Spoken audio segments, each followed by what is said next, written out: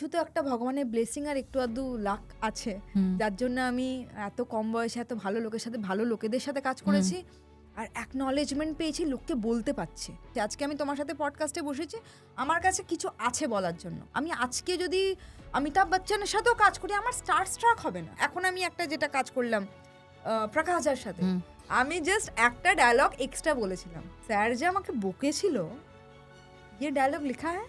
प्रकाश झा का আমি ফার্স্ট মিটিংয়ে কি জিজ্ঞেস করেছিলাম জানো, স্যার আপনি ববি দেওয়ালকে কিউ লিয়ে আশ্রম में? বাংলাতে না একটা খুব মুষ্টিমেয় অ্যাক্টরদের নিয়ে কাজ করার খুব একটা চল, যে এই ডিরেক্টর না এই অ্যাক্টর নিয়ে কাজ করবে, ওই ডিরেক্টর এই অ্যাক্টরদের নিয়ে কাজ করবে। এই যে মেন্টালিটিটা, এটাকে আমার পছন্দ না। দাশগুপ্ত সিনেমা করছে, ওই জিনিসটা কিন্তু আমার ফার্স্ট মিটিংয়ে হয়নি। বিজয় দেবরকন্ডার সাথে কাজ করে কেমন লেগেছে, তখন আমি বলছিলাম Vijay is very good but he is doing a Hindi film, I am very happy to know that, but ও তো হিন্দি বলতে পারে না, ও তো বলেছিল হিন্দিটা হিব্রু। প্রচুর রিজেকশন আছে, প্রচুর তৈয়ারি আছে, মানে নিজেকে তৈরি করা আছে।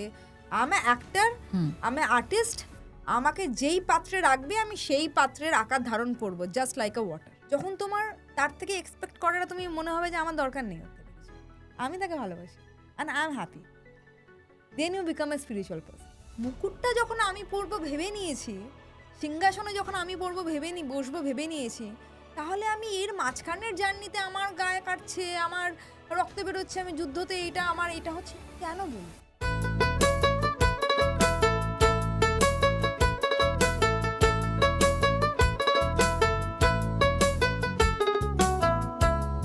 নমস্কার, খোলা মনের আজকের পর্বে আপনাদের সকলকে আমি স্বাগত জানাই।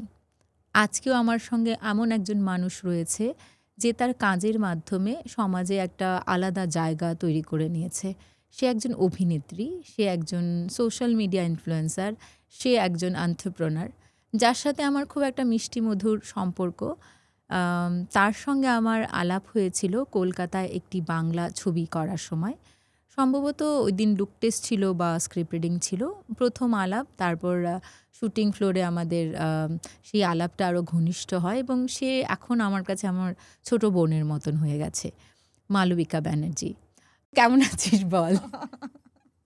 এত বড় একটা তুমি ইন্ট্রোডাকশন দিলে, thank you so much for having me here. আর আমার খুব ভালো লাগে তোমার সাথে আজকে অনেক কথা বলবো। মানে তুই এত কাজ করেছিস, তো করছিস, মানে খুব অল্প বয়সে অনেকগুলো বিষয়ে তুই কাজ করছিস, তাই না? তো যেটা প্রথমে আমি জানতে চাই, তোর যে এই অভিনেত্রী হওয়ার একটা ইচ্ছে, সেটার ইন্সপিরেশন বা মোটিভেশন কি করে এলো, মানে কোথা থেকে পেলি? সেটা সত্যি কথা বলতে গিয়ে সত্যি কোনো মোটিভেশন ইন্সপিরেশন ছিল না, ছিল না, মানে তখনও ছিল না। মানে আমি কোনোদিনও ভাবিনি যে আমি অভিনেত্রী হব। আই ওয়াজ ভেরি স্টুডিয়াস, মানে পড়াশোনাতেই আমার মন ছিল।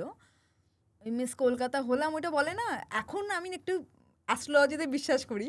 এখন যখন অ্যাস্ট্রোলজার দেখে, বললো যে তুমি যতই পড়াশোনা করতে তোমাকে এই ইন্ডাস্ট্রিতেই আসতে হতো, আচ্ছা, এটাই তোমার মানে বলে না লেখা ছিল, ডেস্টিনি।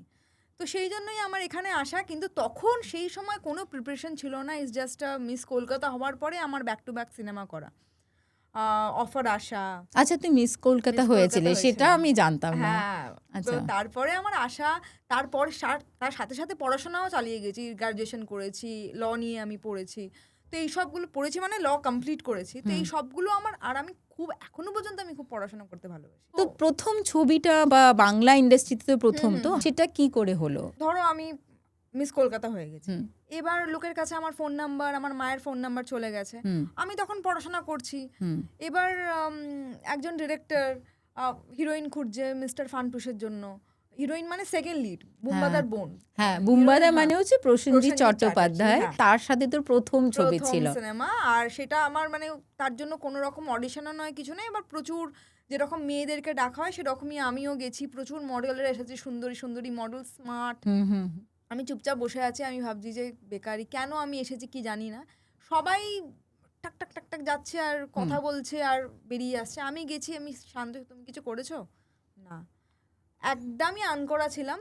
বাট ওদের ওই আনকরা মেয়েটাই দরকার, ওই রনেসটা ওদের দরকার, মানে একদম যে খুব ইনোসেন্ট একটা ফেস, ওরকম একটা মেয়ে দরকার ছিল। And they called me, they said okay you are selected. তারপরে আমার 4টে গান সিনেমাতে, তুমি ভাবো ওখানে 4টে নাচ টাচ গান, সব নাচ করতে। ফাচ সব ছিল। তখন তুই নাচতে পারতিস? এখন তো খুব আমি ভালো হ্যাঁ, নাচিস। ছোটবেলা থেকে না আমাদের বাড়িতে ওই কালচারটাই ছিল। আমার দিদি এত সুন্দর নাচ করতে পারে, আমার দিদি রবীন্দ্র ভারতী থেকে গোল্ড মেডেলিস্ট, আমার বোন। তো ছোটবেলা থেকে আমি শ্যামা, চিত্রাঙ্গদা এইসব ছোট ছোট মানে নৃত্যনাট্য এইসবগুলো করেই এসেছি। বাট ওরকম ইন্টারেস্ট ছিল না যে আমি নাচ করব, আমি অভিনয় করব। ওটা হচ্ছে বাড়ির কালচার।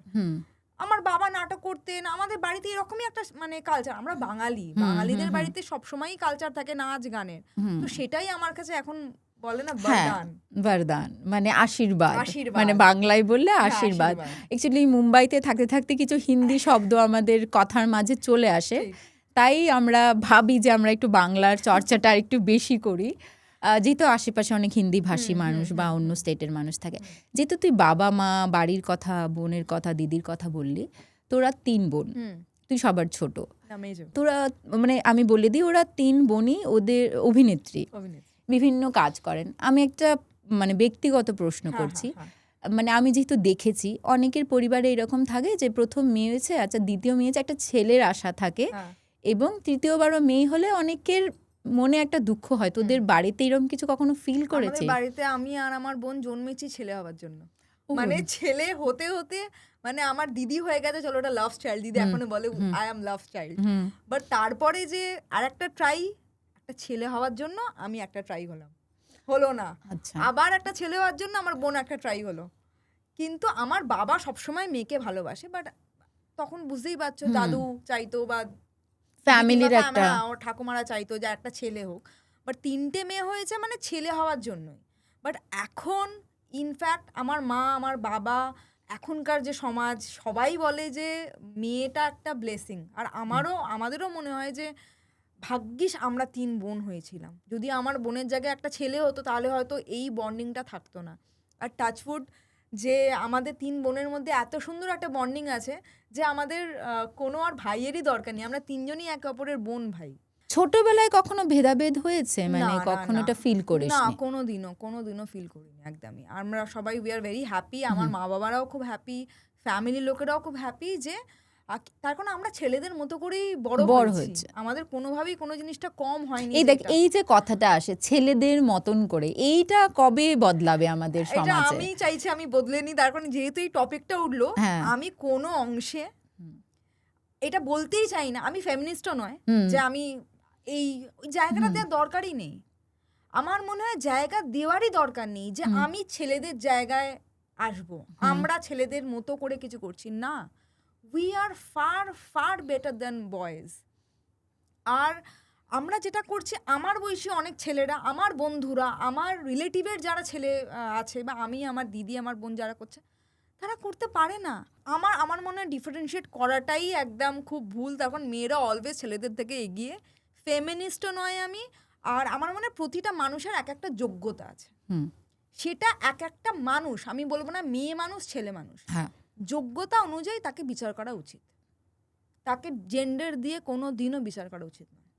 তোরা যে এই 3 বোন এত কিছু করছিস, মানে দেখ আমাদের মধ্যে একটা ব্রাদারহুড বলে কথা আছে, কিন্তু সিস্টারহুড কথাটা খুব একটা প্রচলিত নয়। তো আমি কিন্তু তোদের সোশ্যাল মিডিয়ার মাধ্যমেই তোদের 3 বোনকে দেখি বা বেশি চিনি। তোদের মধ্যে খুব একটা মিষ্টি বন্ডিং দেখতে পাই। তোর কি মনে হয় ওরা তোর একটা সাপোর্ট সিস্টেম? Obviously, of course. আমরা বোন ফোটা করি। আচ্ছা, হ্যাঁ, উই স্টার্টেড বোন ফোটা ইন, মানে তুমি যদি সোশ্যাল মিডিয়া দেখো, এবছর করা হয়নি বিকজ এবছর আমাদের খুব দিদি শুটিং ছিল, দিদি বেরিয়ে গেছে, আমাকেও একদিন পরেই আসতে হলো। Otherwise every year we do Bon ফোটা।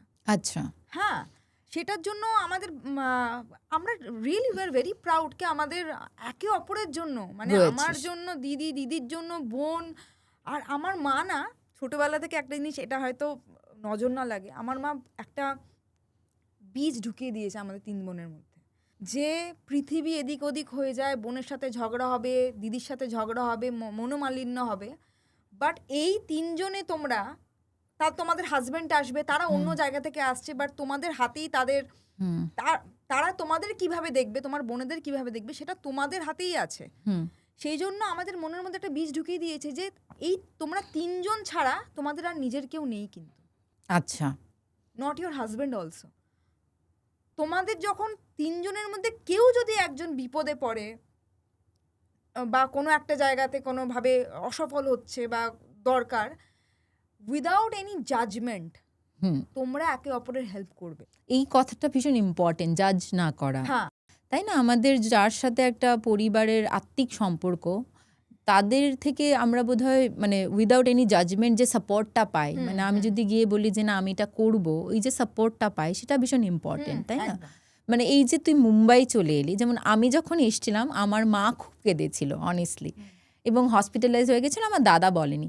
তুইও তো বাড়ি থেকে অনেক দিন থাকিস বাইরে, তো তোর মা ওই রকম বলে যে চলে আয় বা মিস করে বা কিছু না? মায়ের সাপোর্ট রয়েছে না, আমি অলওয়েজ। মাকে ক্যামেরাতে বলছি, মা আমাকে মিস, অন্তত মিস ডেফিনেটলি আমার ফ্যামিলিতে সবাই আমাকে করে, বাট মা কোনোদিনই আমার জন্য, আমার মনে নেই বা এরকম নয় যে মেয়েটা এতদূর চলে গেল বা চলে আয় ফিরে আয়, কোনোদিনও না। ইনফ্যাক্ট প্রথম থেকেই, ফ্রম দ্য ভেরি বিগিনিং, মা এটা হয়তো বুঝেছিল যে এই মেয়েটাকে নিয়ে আমাকে ওই চিন্তা করতে হবে না যেই চিন্তার জন্য মানে সে আমাকে ঘুম হবে না বা আমার রাতের ঘুম চলে যাবে, সেরকম কোনোদিনও, টাচউড ভগবান করুক যেন কোনোদিনও এরকম টেনশন না দিতে। বাট প্রথম প্রথম রাগ হতো, খুব সত্যি রাগ হতো, আর মনে হতো মা আমাকে ভালোবাসে না, আমার জন্য জাগছে না বা আমার জন্য কোনো চিন্তা নেই। বাট এখন মনে হয় যে I am very lucky, very blessed যে আমি আমার মাকে ওই শান্তিটা দিতে পেরেছি, যেই শান্তিটা হয়তো মানে তিনটে মেয়ের মধ্যে অ্যাটলিস্ট একটা মেয়ে ওই শান্তিটা দিতে পেরেছে যে মা নিশ্চিন্তে ঘুমোতে পারে। হ্যাঁ, মা তুমি রিল্যাক্স থাকো, এটা ভীষণ ইম্পর্টেন্ট, তাই না, আজকের যুগে দাঁড়িয়ে? হ্যাঁ। আচ্ছা,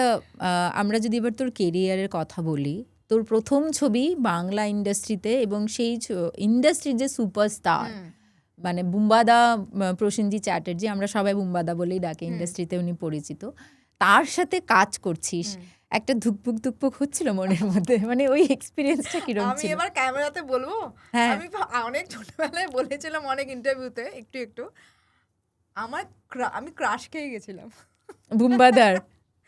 আমার মানে এত ক্রাশ ছিল আমার তখন, আমি শুটিং কি করব, আমার হাত পা ঠান্ডা হয়ে যাচ্ছে, আমার মনে হচ্ছে ক্রাশ মানে বুঝতে পারছো তো, প্রেমিক ভাবছি আমি তাকে, সেটা তো বুম্বাদা ডেফিনেটলি বুঝতে পেরেছি। তুইও তখন অনেক ছোট ছিলে, ওই ফ্যান্টাসি জোনে ছিলে। ফ্যান্টাসি জোনে ছিলাম, এখনকার যেরকম সবাই এই সময় ওই বয়সে যখন ফ্যান্টাসি হয়, কিছুই নয়, একটা ক্যারিশমা, এটা নয় যে লুকস, ক্যারিশমা, যেটা একটা তোমার হাঁটা চলা কথা বলা, সেটা সবাই ওকে, এটা একটা মেয়েদের দেখবে থাকবে যে একটু দবদবা আছে, তার প্রতি একটু একটা অরা রয়েছে, তো সেটা একটা ছিল।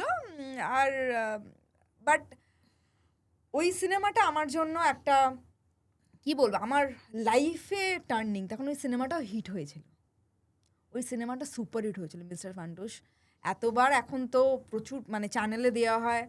তারপরের জার্নিটা একটু কঠিন ছিল, বিকজ ওখানে তখন তো আমার হঠাৎ করে পেয়ে গেছিলাম, তারপরে নেক্সট কি, তারপরে কি করে কাজ পাবো, সেটা আমার কাছে খুব। তো ওই জার্নিটা কিরম ছিল, ওই স্ট্রাগলটা কি ছিল? ওই স্ট্রাগলটা, তখন অনেক ছোট ছিলাম, তখন অত মানে একদমই বুঝতেই পারিনি কি করব, পড়াশোনা তো করছিলাম, বাট তখন ওই যে হয় না, যখন তুমি প্রেস আসছে, তোমার ছবি তুলছে, হিট হয়ে গেছে, প্রিমিয়ারে তোমার ছবি তোলা হচ্ছে, তারপরে ওই যখন সিনেমাটা হিট হওয়ার পর নেমে গেল, নেক্সট আমি কি করব, এবার তো আমি তো না ঘরকা না ঘাটকা হয়ে গেলাম, মানে আমি একজন সেলিব্রিটি হয়েও আমি বাড়িতেও বসতে পারছি না, এই লোকে জিজ্ঞেস করছে নেক্সট কি আসছে, এই যে কোয়েশ্চেনটা না, নেক্সট কি আসছে, এটা এখন আমি জবাব দিই, তখন was very very hard to face the, আমার রিলেটিভস থেকে শুরু করে সব কিছু, নেক্সট কি আসছে, কার সাথে সিনেমা করছিস, কি হচ্ছে, তখন আমার সত্যি মানে কোনো কানেকশানই ছিল না, তোমাকে কিভাবে বললাম কিভাবে পেয়েছি,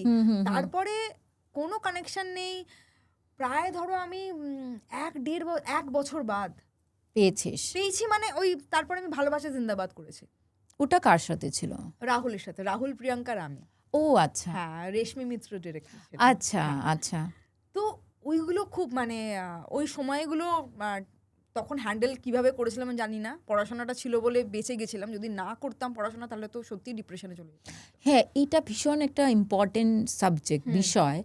আমার যেহেতু অনেক অভিনেতা অভিনেত্রীরা বন্ধু রয়েছেন, তাদের আমি দেখতে পাই একটা ছবি করে না সাকসেস পেয়ে গেলাম, এবং তার পরের জার্নিটা ভীষণ ডিফিকাল্ট, অনেকে একটা ডিপ্রেশনে চলে যায়, যেটা তুই বলছিস, অনেকে ওভারকাম করে, তো সেই সময় তুই নিজেকে মোটিভেট করার জন্য কি করতিস? আমার দেখো সেই সময় আমার মধ্যে একদমই ডিপ্রেশন ব্যাপারটা জানতাম না, আজকে ডিপ্রেশন ওয়ার্ডটা জানছি, তখন জানতাম না, তখন আমি পড়াশোনা করেছি। বাট হ্যাঁ, মনের মধ্যে তো ওটা ওই যে ফেস করা লোকেদেরকে, এরপর কি আসছে, নেক্সট কি করছো, বাবা তুমি তো হিরোইন হয়ে গেছো, তারপরে কোন কার সাথে দেখা হয়েছে, কোথায় যাচ্ছ, মানে হাজার কোয়েশ্চেন। এখনো সেই কোয়েশ্চেনগুলো আসে, যেহেতু বম্বেতে এসেছি। হঠাৎ করে একজন জিজ্ঞেস করছে, তুমি না আমি রিসেন্টলি তুমি কোন কোন হিরোকে দেখেছো, রণবীর কাপুরকে দেখেছো, এই বোকা বোকা কোয়েশ্চেনগুলো আজকালকার, মানে আমি বম্বেতে আছি মানে আমাকে সবাইকে দেখতে হবে, সবার সাথে উঠতে বসতে হবে, এইগুলো এখন আমি হ্যান্ডেল করতে পারি, আমি উত্তর দিতে পারি, আই হ্যাভ আনসার্স। কিভাবে ফেস করিস এইগুলোকে? এখনের সময়টা আলাদাভাবে ফেস করি। তখন সত্যি আমি কাঁদতাম, একা একা কাঁদতাম, মাকে বলতাম, মা কেন আমি এটা এলাম, ভগবান আমাকে কেন এটা করলো, তার কারণ আমি তো পড়াশোনা করতে চেয়েছিলাম, কেন আমাকে ইন্ডাস্ট্রিতে নিয়ে আসলো, আমি তো কাউকে চিনি না মা। আর আমি সবার ফার্স্ট ইন্ডাস্ট্রিতে এসেছি, আমার দিদি এখন সিরিয়াল করছে, but I am the first person যে ইন্ডাস্ট্রিতে এসেছে তোদের পরিবার, আমাদের পরিবার থেকে। তাহলে তুমি ভাবো সেই সময় তো আমার কেউ জানাশোনা নেই, কিচ্ছু নেই, তো সেটা আমার কাছে একটা চ্যালেঞ্জ ছিল। তো সেকেন্ড ছবিটা কি করে পেলি রেশমি? সেকেন্ড ছবিটা ওরকমই, ধরো আমি ফোন করছি কাউকে, আর কেউ একজন বললো ঠিক আছে একটা সিনেমা হচ্ছে, ঠিক আছে নিয়ে যাই তোমাকে, আমি গেছিলাম সেখানে, রেশমিদি, তখন তো চিনতাম না, গেলাম, কথা বললাম, আচ্ছা এই ক্যারেক্টার, পাপিয়া অধিকারী আমার দিদা হয়েছিল মনে আছে, তো পেয়ে গেছি। ওটাই বললাম না, 1.5 বছর ধরে তুমি ট্রাই করছো, মানে এটা নয় যে অডিশন দিচ্ছি বা ট্রাই করছি, বাড়িতে বসেই কি হবে, তখন কাউকে চিনি না, কেউ তো আর তখন কেন তোমাকে কাজ দেবে, তোমার সিনেমা হিট হয়ে গেছে। আর আমার জন্য, আমি সবসময় এটা বলি, মিস্টার ফান্টুস তো আমার জন্য হিট হয়নি, I am one of the character যেটা লোকে ভালোবেসেছে, বাট আসলে তো প্রসেনজিৎ চ্যাটার্জির জন্য হিট হয়েছে, ডাবল রোল, এত বড় সিনেমা, এই সে। বাট তারপরে নেক্সট আমার জন্য কি ওয়েট করছে সেটা কেউ আমাকে বলেনি, আর কিছু ওয়েট করছিলও না। তো জার্নিটা কঠিন ছিল, বাট আজকে তুমি আমাকে যা দেখছো সেটা ওই সবগুলোর জন্যই আজকে এত স্ট্রং হয়েছি, বা ওইগুলো ফেস করেছি বলেই আজকে আরও ডিফিকাল্ট সিচুয়েশন ফেস করার মতো আমার কাছে, বলে না একটা নিজের মধ্যে একটা কনফিডেন্স, একটা আত্মবিশ্বাস এসেছে। ওই অ্যাকচুয়ালি আমরা একটা সময় কাটিয়ে আসার পর একটা এক্সপিরিয়েন্সও তো হয়, সেটা আমাদের একটু আরো সাবলীল করে দেয়। হওয়াটা দরকার, জানো তো, খুব দরকার। আমার মনে হয় যে ওই জিনিসগুলো যদি না হতো সেই সময়, তাহলে প্রতিনিয়ত, তুমিও জানো আমিও জানি, প্রতিনিয়ত আমাদের কাছে নতুন নতুন চ্যালেঞ্জ আসে। সেই চ্যালেঞ্জগুলো কিভাবে ওভারকাম করে আমরা এখনো পর্যন্ত সেই কনফিডেন্ট এরকম আছি আজকে একটা অন্য শহরে, ওই দিনগুলো আমাদেরকে শিখিয়েছে। আমরা হয়তো তখন বুঝতে পারিনি, বাট এখন বুঝতে পারছি ওই দিনগুলো না হলে আজকে এই কনফিডেন্ট মালবিকা হতো, আর আমার কাছে স্টোরি থাকতো না বলার জন্য। আমাদের সবার লাইফের একটা জার্নি আছে, একটা স্টোরি থাকে। তুই বুম্বাদাকে নিয়ে এত কথা হচ্ছে, আমি জাস্ট জানতে চাই বুম্বাদার সাথে ফার্স্ট মানে একটা তো অতে ছিলি, একটা ফ্যান্টাসি ছিল, ভালো লাগতো, কিন্তু যখন ফার্স্ট ক্যামেরার সামনে ফেস করলি সেই মোমেন্টটা মনে আছে? অনেকদিন আগের কথা, হাত পা কাঁপছিল, টেনশন হচ্ছিল খুবই। ফার্স্ট আমার সাথে ছিল বিজয় মোহান্তি, উড়িষ্যারও সে খুব বড় অ্যাক্টর, আমার বাবা হয়েছিল, আমার আর বুম্বাদার বাবা হয়েছিল। তো বিজয় মোহান্তি, আমি সবাই তাবড় সবাই ছিল, আর আমি একদম নতুন। বাট আমার এখন মানে তুমি তোমার সাথে কথা বলতে বলছি, আমি না সেভাবে কোনোদিন ওই স্ট্রাক্ট হয়ে যায়নি। আমি বুম্বাদার ক্রাশ হয়েছিল, আরে প্রসেনজিৎ চ্যাটার্জি, আমি এত সিনেমা দেখি, আমি সিনেমা দেখতাম না তখন। আমার কাছে স্ট্রাকটা আজকে পর্যন্ত নেই। আমি আজকে যদি অমিতাভ বচ্চনের সাথেও কাজ করি, আমার স্ট্রাক হবে না। আই ক্যান লাইক রেসপেক্ট, কে এত ভালো কাজ করছে, আমি তার সাথে কাজ করছি, আমার নিজের প্রাউড ফিল হবে। তখনও স্ট্রাক ছিল না, টেনশন হচ্ছিল যাতে আমি ঠিকঠাক কাজটা এগিয়ে নিয়ে যেতে পারি, উতরে দিতে পারি।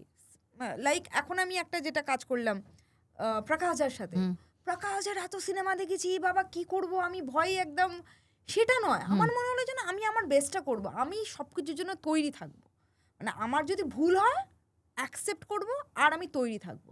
আমাকে যদি বকা দেয় আমি অ্যাকসেপ্ট করব, নেক্সট শট দেব।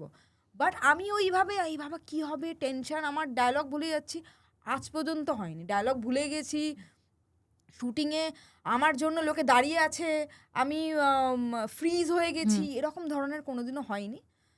টাচফুট কোনোদিন এটা আমি দেখেছি, বিকজ আমি ওর সাথে 2খানা ছবিতে কাজ করেছি, আমি অ্যাসিস্ট্যান্ট ডিরেক্টর ছিলাম। তো ওখানে আমি দেখেছি ও ভীষণই একজন সিনসিয়ার নিজের কাজের প্রতি, মানে মন দিয়ে ডায়লগ তৈরি করা, কি বলছে ডিরেক্টর সেগুলোকে আত্মস্থ করে সেটা ও যাতে ভালোভাবে সেটা ক্যামেরার সামনে করতে পারে, এটা কিন্তু আমি তোর মধ্যে দেখেছি। মানে তুই ভীষণ সিনসিয়ার।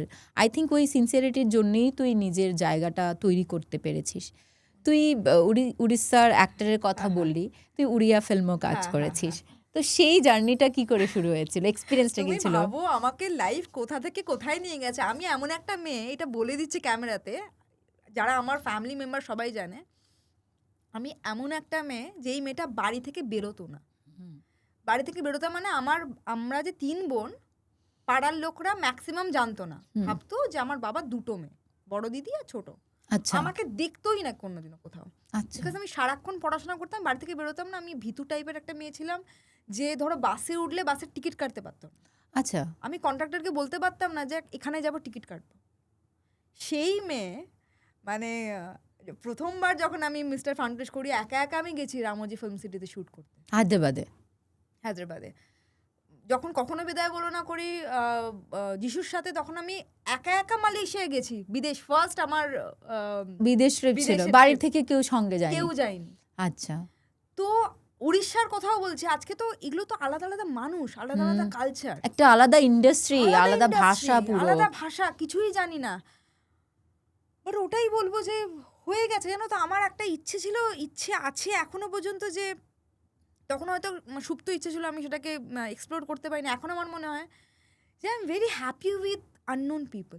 আচ্ছা আই এম ভেরি হ্যাপি। আমার মনে হয় যে আমি নতুন লোকেদের সাথে দেখা করলে বা কথা বললে না, আমি অনেক কিছু লার্ন করতে পারছি, খারাপ ভালো দুটোই। যেটা আমার খারাপ লাগছে সেটা আমি কোনোদিনও রিপিট করিনি, যে এই লোকটার এই জিনিসটা খারাপ, মানে আমি যদি করি এটা খারাপ অন্য লোকেরও লাগবে, কোনোদিনও রিপিট করিনি। আর যেটা ভালো লেগেছে ডেফিনেটলি সেটা আমি ওনার থেকে নিয়েছি, বা সেই লার্নিংটা নিয়েছি। আর ইন্ডাস্ট্রি যেহেতু চেঞ্জ হয়েছে, তাহলে আমার নতুন নতুন জিনিসও আমি শিখেছি। তো I am always very ready to explore things. সেই জন্য আমি বাইরে বাইরে গিয়েও কাজ করতে পেরেছি। সেই জন্য এখনো পর্যন্ত আমি একটা সিনেমা করেছিলাম থাইল্যান্ডে গিয়ে, ব্যাংককে, উড়িষ্যাতে 1 মাস ছিলাম, পুরো ইউনিট 1 মাস ছিল।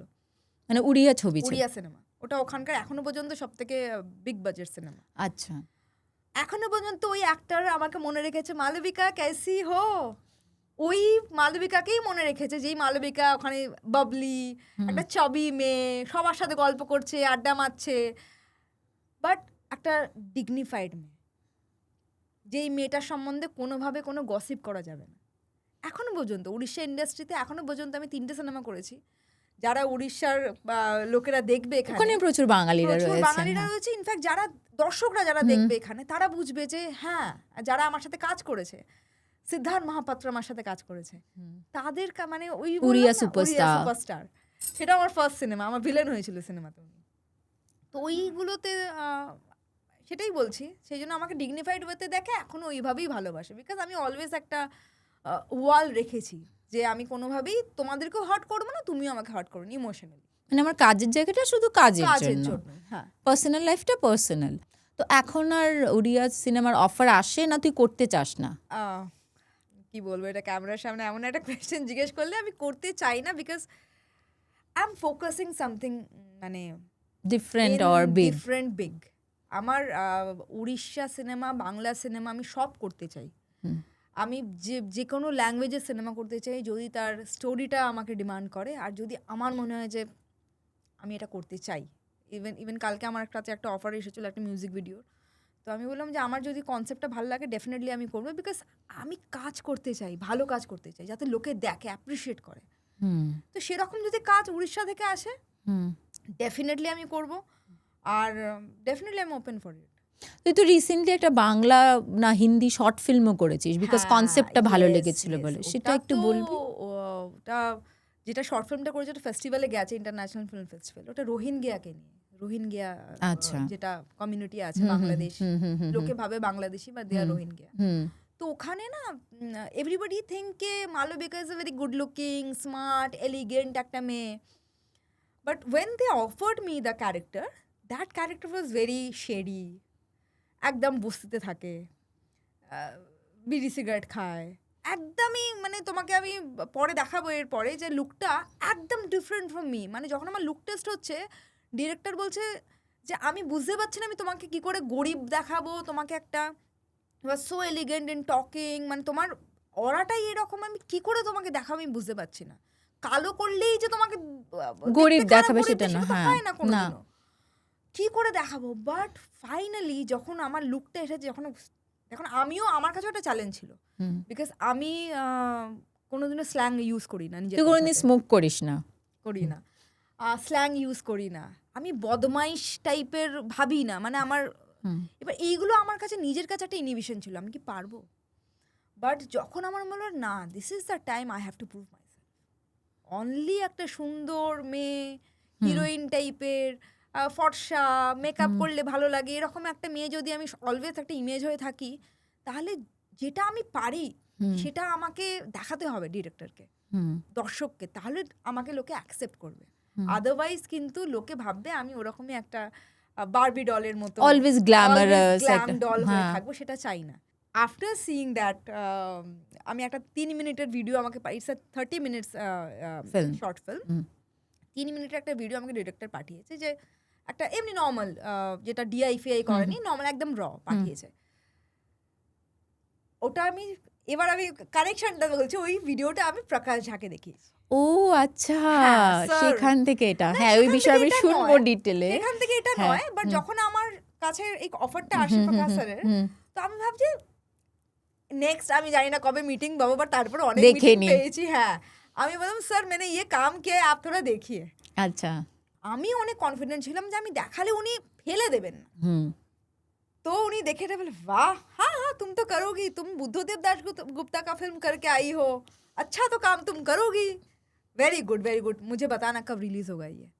ও তো আমি এতটাই মানে খুশি ওই কাজটা নিয়ে, আই এম মানে এই বছরই ফেস্টিভ্যালে যেতে, হয়তো কলকাতা ফিল্ম ফেস্টিভ্যালে, বাট এটা যেহেতু অনেক জায়গায় গেছে, ইন্টারন্যাশনাল ফিল্ম ফেস্টিভ্যালে গেছে, কিছু একটা মানে বোধহয় ওদের নর্মস কিছু একটা হবে, আমরা নেক্সট ইয়ার। ওটার নামটা মনে আছে তোর সিনেমাটার?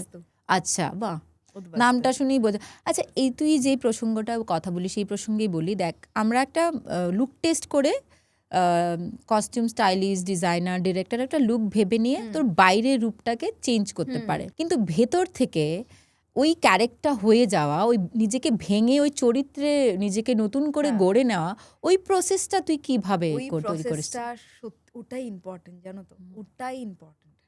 আমরা বাইরে থেকে যাই সেজে গুজে যেইটাই করি না, যদি ভেতর থেকে আমি ওই ক্যারেক্টারটাকে না দেখাতে পারি, পুরো স্ক্রিনে বোঝা যাবে যে আমি এটা নাটক করছি, এটা মালবিকা, এটা ওই ক্যারেক্টারটা নয়।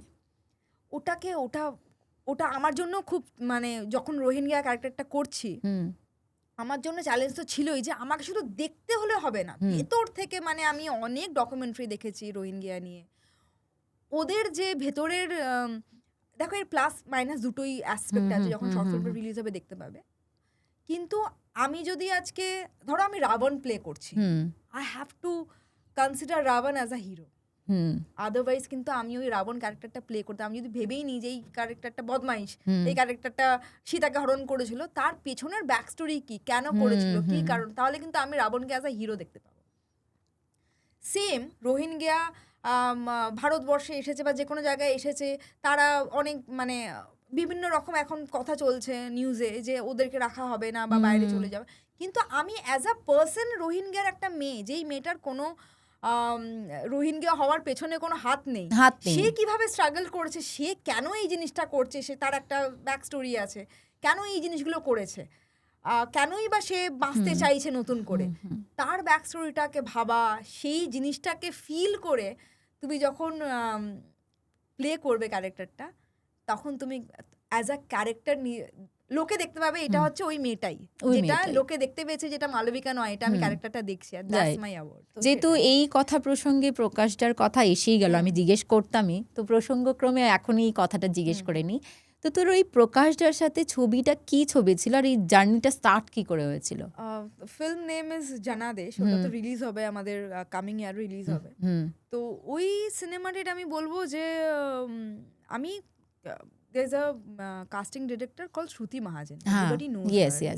হ্যাঁ, মুম্বাইতে আমরা সবাই জানি, না নাম জানি। তো উনি একটা কোনো জায়গায় কাস্টিং করছিলেন কোনো একটা ওয়েব সিরিজের জন্য, তো আমার একটা অডিশন আমি দিয়েছিলাম, তো দে লাভ, বাট সেটা হয়নি, আমি সিলেক্ট হইনি সেটাতে, because they want a Marathi girl.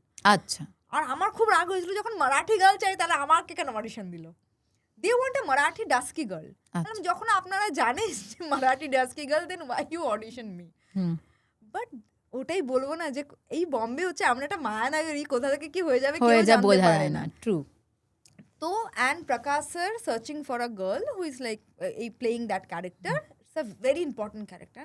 শ্রুতি মহাজন না কারোর সাথে দেখা করে না। আমি ইয়েতে ছিলাম, সালুনে ছিলাম, অ্যান্ড ওনারই শ্রুতি মহাজনের একজন অ্যাসিস্ট্যান্ট নয় বাট অ্যাসোসিয়েট মতন। হ্যাঁ, she called me and said के मालविका तुम कहाँ हो? मैंने कहा कि मैं तो सलून में हूँ, अभी आ जाओ, श्रुति तुमसे मिलना चाहती। ও से कहाँ? ঠিক বাড়ির অপোজিটে, মানে ওই সেলুনের অপোজিটে স্টারবাকসে। ও তুমি ভাবো মানে কি, মানে কানেক্ট হয়ে গেছে কিভাবে, আভি আ যাও। আমি যদি বাড়িতেও থাকতাম তাহলে আমার লেট হতো, আমি সঙ্গে সঙ্গে না হ্যাঁ ঠিক, আমি হেঁটে হেঁটে চলে এলাম উইদিন 5-10 মিনিটস। তারপরে গেলাম, আমাকে বললো যে এরকম প্রকাশ স্যার কা এক ফিল্ম হ্যাঁ, मैंने हाँ बोल दिया। আচ্ছা, আর কিছু শুনিসনি? না, তাহলে श्रुति मैम বলছে मैंने हाँ बोल के आ गई मैं तुम्हारे আচ্ছা, लिए। তোর তরফ থেকে আগেই হ্যাঁ বলে দিয়েছিল? হ্যাঁ, ওকে।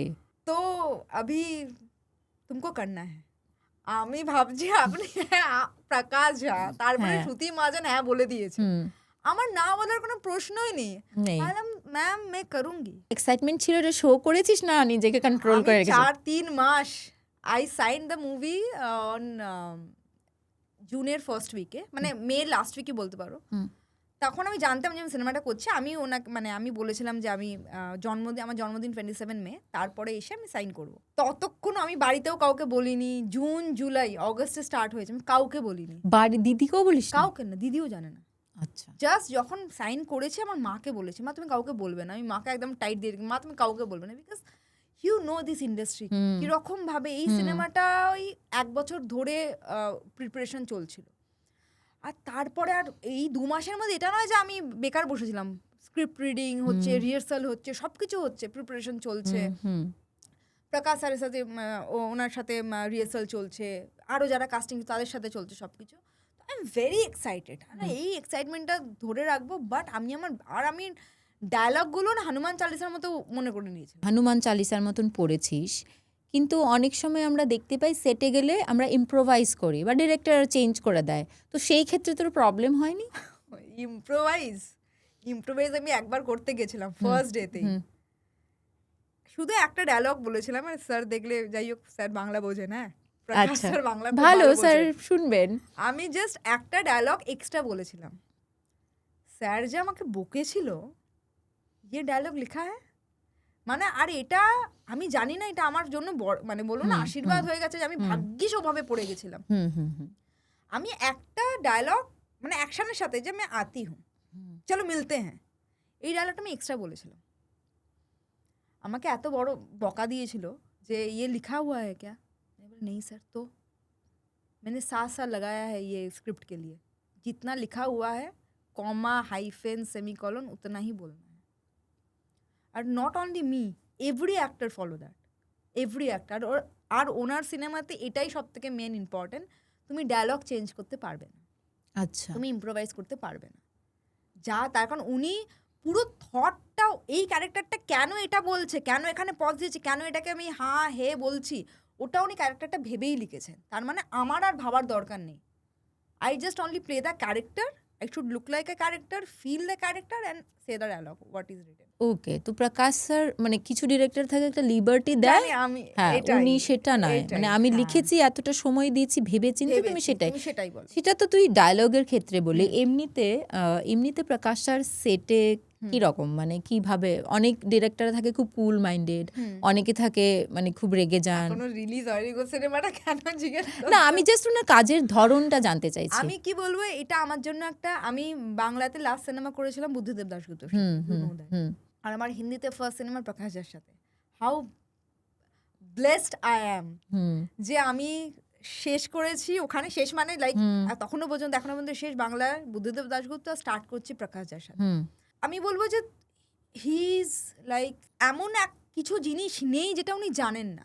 একটা মানুষ যদি ডিরেকশনটাই শুধু জানেন, অ্যাক্টিংটা জানেন না, ক্যামেরাটা জানেন না, মেকআপটা জানেন না, কস্টিউমটা জানেন না, সে শুধু ডিরেকশনটাই দেখবে। যে মানুষ সব কিছু জানে, যে ক্যামেরাটাও করছে, যে ডিরেকশনও দিচ্ছে, তুমি ওনার অ্যাক্টিংও দেখেছো অনেক সিনেমাতে, উনি অ্যাক্টিংও করে দেখাচ্ছেন, কখন তোমাকে একটা ওড়না কাউকে পরিয়ে দিতে হবে ওই অ্যাকশনটাও করে দেখিয়ে দিচ্ছেন। এভরিথিং ইজ সো কি বলবো অর্গানাইজড ওয়েতে আছে। আর ওনার সমস্ত অ্যাসিস্ট্যান্ট যারা আছে দে অলসো নো স্যার কি চাইছে, কোনটা চাইছে, কতটা চাইছে, কিভাবে চাইছে।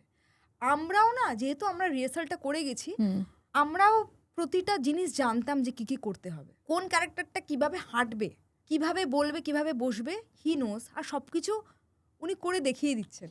আচ্ছা, মানে আমি একটা মেয়ে, আমার মেয়ের ক্যারেক্টারটা, মানে আমার একটা ছোট্ট একজনের সাথে একটা ফ্লার্টিং এর ইনসিডেন্ট ছিল, সেটা কিভাবে করতে হবে সেটা আমার থেকে ভালো উনি করে দেখিয়ে দিচ্ছেন। আচ্ছা। তো he is so particular about all this things. তোমার কাজ করে খুব ভালো লাগবে, বিশ্বাস করো। খুব তোমার মনে হবে, আমাকে একজন বললো আমার সেটের মধ্যেই যে Malabika you are very lucky যে তুমি যখন স্টার্ট করছো এরকম একটা প্রোডাকশনে, ওনার প্রোডাকশনটা ওনার ছিল, নট অনলি ডিরেক্টর, এরকম একটা প্রোডাকশনে তুমি স্টার্ট করছো যেখানে সবাই এত অর্গানাইজড আর সবাই জানে কোন কাজটা কীভাবে করতে হবে। কিন্তু তুমি কিন্তু হিন্দি সিনেমাতে সব জায়গায় এরকম পাবে না। তোর কাছে এইটা একটা লার্নিং প্রসেস ছিল? হ্যাঁ, আমার কাছে লার্নিং প্রসেস ছিল। আমার মনে হয় যে ভালো হলো না, শুরুটাই আমার একটা ভালো এক্সপিরিয়েন্স হলো। এরপর যদি আমার একটু আধটু যদি আমার 19-20 হয় অন্য প্রোডাকশনে কাজ করতে, তখন মনে হবে যে আচ্ছা এটা এইভাবে হয়, আমি জানি এটা এইভাবে হচ্ছে না, ঠিক আছে, আই ক্যান ম্যানেজ। বুদ্ধদেব দাশগুপ্তর কথা বলছিলি, উনি আমাদের দেশের মানে ইন্টারন্যাশনালি এক্লেমড একজন ডিরেক্টর, আমরা সবাই জানি। বুদ্ধবাবু একটু অন্য ধরনের ছবি করেন। তোর প্রথম ছবি একদমই কমার্শিয়াল, নাচ গান বুমবাদার সাথে ছিল। তো ওইখান থেকে এই যে তোর জাম্পটা, একটা ডিফারেন্ট একটা জগৎ, একটা অন্য ধরনের ছবির, ওনার ল্যাঙ্গুয়েজ না, ওই ছবিটা কি করে পেয়েছিস আর ওনার সাথে কাজ করার এক্সপিরিয়েন্সটা কিরকম ছিল? আমি তার আগেও তো সুব্রত সেনের সাথে কাজ করেছি, সাদা ক্যানভাস করেছি, মিস্টার ভাদুরী করেছি। সাদা ক্যানভাসে আমি অনেক খেটেছি, তুমি জানো যে একটা আমার সাইকো ক্যারেক্টার ছিল, সের জন্য আমি সিনেমা দেখা, এইভাবে করবি, এইভাবে দাঁড়াবি, সুব্রত দা আমাকে শিখিয়েছিল। and I'm very keen to work with those directors who love the characters, not the actor. তোমাকে ক্যারেক্টারটাকে ভালোবাসতে হবে, সেটা শেখায় যে তুই এই ক্যারেক্টারটার মতো হয়ে যা, তুই কে না কে সেটা পরে দেখা যাবে, বাট তুই ক্যারেক্টারটার মতো হয়ে যা। সেটা সুব্রতদা আমাকে, ওটা একটা লার্নিং। এটা আমার কাছে বুদ্ধবাবুর কাছে কাজ করতে আসার বা কাজ করতে পেরেছি, এটার জন্য আমার যে প্রিভিয়াস ডিরেক্টররা আছে সেটা, তারা কিন্তু খুব হেল্প করেছে আমাকে, বিকজ তারা বুঝিয়েছে আমাকে ক্যারেক্টারটা কী, তার ব্যাক স্টোরি কীভাবে হয়। বুদ্ধবাবুর সাথে যখন কাজ করেছি, বুদ্ধবাবু ইজ ভেরি রিয়েলিস্টিক। আমি সিগারেট খাই না, বাট যে ক্যারেক্টারটা আমি প্লে করেছিলাম ওটা সিগারেট খায়, আমাকে 10 দিন সিগারেট খেতে হয়েছে। সিরিয়াসলি 10 দিন আমি সিগারেট খেয়েছি। আমার কিন্তু সিনে একটাই শর্ট ছিল সিগারেট খাচ্ছি, বাট বুদ্ধবাবু মেক শিওর কে মালবিকা যেন দেখতে এরকম না লাগে যে তুমি প্রথমবার সিগারেট খাচ্ছ। এই মেয়েটা কিন্তু প্রচুর, মানে ডকুমেন্টারি ফিল্ম মেকার, ও কিন্তু সিগারেট খায়, এটাও রোজকার কাজ। তো এইভাবে পার্টিকুলার মানে উনি ছিলেন। আর তারপরে আমি দেখেছি চন্দন দা ওর সাথে কাজ, চন্দন রায় সান্যাল রোদ্দুরের মধ্যে বসে আছে। কেন? ওনার ফর্সা পছন্দ নয়। এই চন্দন আর এই মালবিকা বড্ড ফর্সা, এই কালো করো এদেরকে। তো কত কালো করবে, মানে ওনার একটু ইয়ে আছে। চন্দন রায় সান্যাল দেখছি আমি রোদ্দুরের মধ্যে গিয়ে বসে আছে, কালো হওয়ার, ট্যান হওয়ার জন্য, ন্যাচারালি ট্যান হওয়ার জন্য। এখন ওর ক্যারেক্টারটা একটা পাগলের ক্যারেক্টার ছিল। আমি কি বলবো, ওনার যে ফিল্ম মেকিং, যেভাবে উনি পুরো একটা গাছের মধ্যে ট্রলি বেঁধে ক্যামেরা করছেন, একদিন ধরে শুধু গাছের মধ্যে ট্রলি বাঁধা হচ্ছে। আমি ভাবছি এটা তো জিমেও করা যেত, কেন এই ট্রলি বাজে? বাট দ্য লুক, এই জন্যই তো ওগুলো আমাদের ফিল্মটা Toronto film festival, Berlin film festival, এতগুলো অ্যাওয়ার্ড পাওয়া, কলকাতা ফিল্ম ফেস্টিভ্যালে এত প্রশংসা সবাই। তারপর আমি ভাবলাম যে হ্যাঁ, কিছু একটা করেছে। এখনো যখন আমি লোকেদের বম্বেতে বলি I worked with him, they said wow, মানে তার মানে তুমি কিছু একটা তীর মেরেছো, নাহলে বুদ্ধবাবু তোমাকে সিনেমাতে নিত না। মানে কেন নেবে? ওনার সাথে কাজ করার জন্য সবাই রেডি আছে। আজকে বম্বে থেকেও লোকে, মানে কে, আমি তোমাকে মিঠুন চক্রবর্তী চলে আসছে কাজ করতে, কে আসেনি ওনার সাথে সিনেমা করতে। তো বুদ্ধবাবুর সাথে প্রথম আলাপটা মনে আছে? প্রথম মিটিং এর এক্সপিরিয়েন্সটা? প্রথম মিটিং আমার, হ্যাঁ মনে আছে আমার। বুদ্ধবাবুর ব্যাপারটা কি বলতো, আমি সত্যি কথা বলতে এখন উনি নেই আমাদের মধ্যে, বাট একটা হয় না যে বুদ্ধদেব দাশগুপ্ত সিনেমা করছে, ওই জিনিসটা কিন্তু আমার ফার্স্ট মিটিংয়ে হয়নি।